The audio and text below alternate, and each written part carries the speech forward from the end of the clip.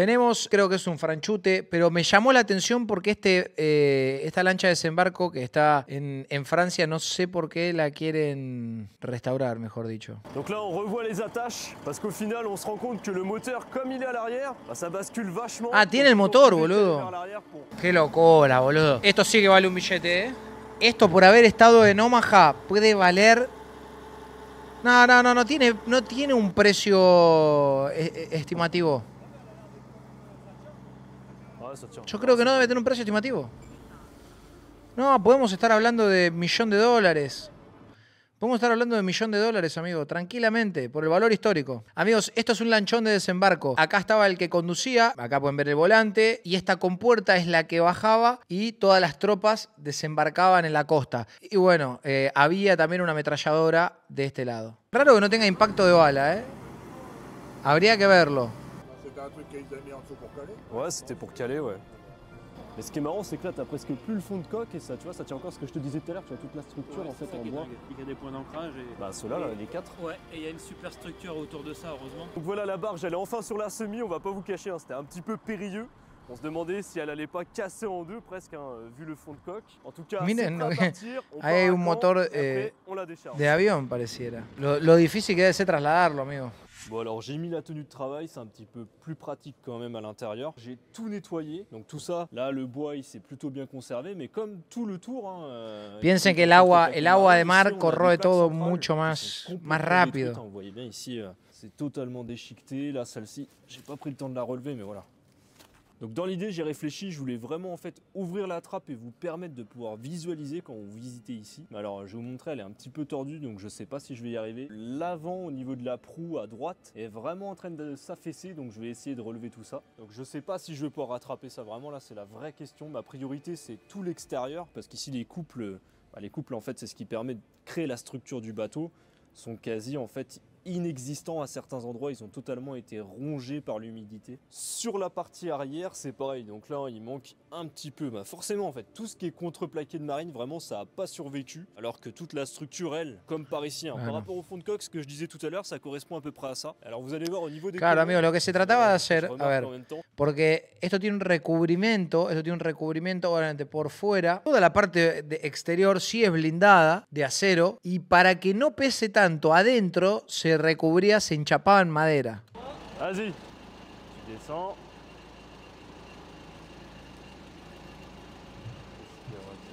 Mira, ahí está. Ah, doucement. Vas-y. Vers toi. Doucement, voilà. Vers toi. Top. Donc là, comme la trappe, en fait, elle était à 15 cm plus bas que de l'autre côté. Donc j'ai dû casser le chaînage ici qui maintenait le reste. Avec de la chance, elle va tourner un tout petit peu au niveau des charnières et on va réussir à la conserver au maximum. Vayan a saber si quizás no se volvió a abrir la compuerta desde ese día. Alors là, je passe à l'étape la plus cruciale. Vous voyez, donc j'essaye de rattraper au mieux la couleur sans perdre toute la peinture. Donc au début, je pensais la laver, sauf que le problème, bah là, le bois il est encore humide et le but c'est qu'il sèche, donc bien l'opposé de l'humidifier. Donc du coup, je la ponce, la coque en fait, mais avec du grain très fin, donc déjà pour retirer en fait toute cette espèce de moisissure, rattraper le contreplaqué. Donc vous voyez, j'ai commencé ici, hein. Mais c'est une phase très fastidieuse parce qu'en fait, je risque de tout gommer si je vais beaucoup trop vite.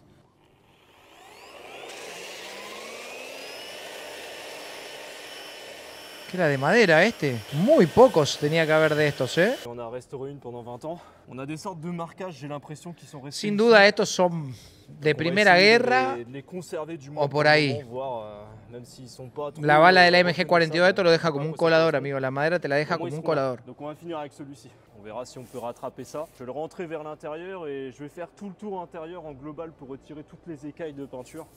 Ce sont un minimum lissés quand même.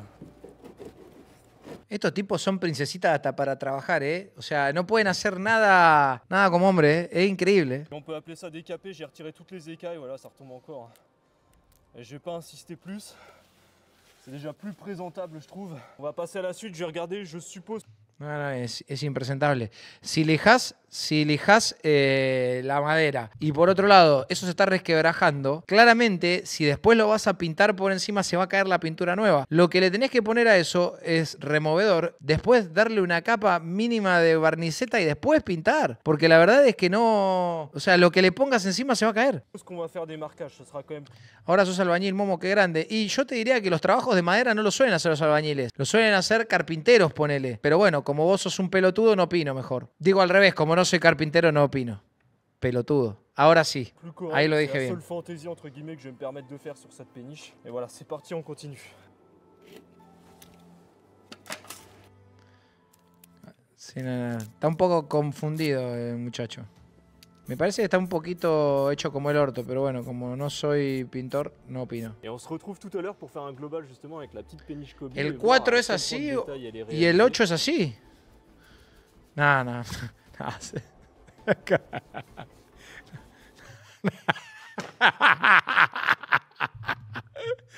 Amigo, ¿ustedes se dieron cuenta cómo agarra el pincel? Por favor, no me deja. Está agarrando el pincel al revés y está apretándolo como si fuese...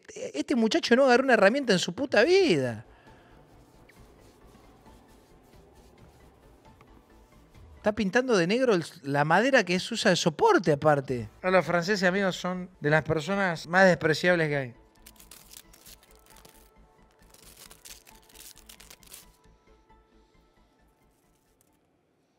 Et donc voilà, après une semaine de travaux, la barge est enfin terminée.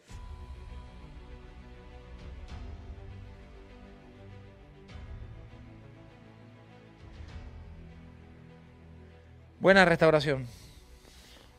Donc avant de faire le tour, juste à côté, elle est magnifique, regardez. Je vais l'utiliser pour faire le tour en même temps, à voir à quel point cette péniche est précise. Donc en premier lieu, la rampe, on voit bien qu'elle est très représentative. Avec ici le système de câblage en descente qui est repris ici, donc que j'ai réassemblé. Donc comme j'avais expliqué à un moment donné dans la vidéo, en fait, il s'est cassé en deux, il s'est scindé en deux sur la partie de gauche. Donc le vrai souci avec cette rampe, si vous voulez, c'est qu'en fait, elle donne un effort vertical. Donc c'est-à-dire qu'elle demande toujours à descendre vers le bas.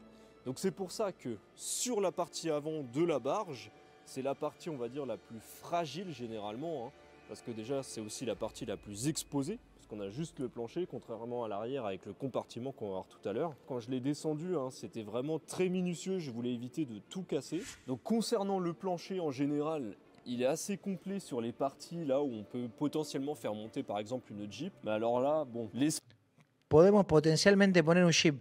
Vos llegás a tirar un auto arriba de la madera en ese estado y sin haber probado mínimo en qué estado está el metal para no saber si está podrido o picado porque estuvo en agua marina, sin duda. Y es muy probable que le hagas un agujero o lo partas al medio. Et le dernier côté, donc là on voit un petit peu plus de peinture. Cette partie-là était beaucoup moins usée et beaucoup plus facile à rater.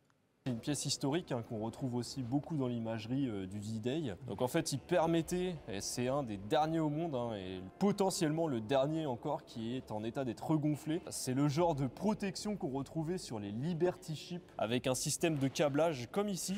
Et pour finir encore une fois, je tiens à remercier. La verdad, me gustó mucho ver el video de lo que nos mostró, pero el franchute se desvanece a pedazos. Y pasa que ellos, amigos, tienen el acceso a todas estas cosas que nosotros no lo tenemos. Corren con una gran ventaja, boludo. ¿Saben el contenido que haría yo si pudiera estar en Europa todo el tiempo?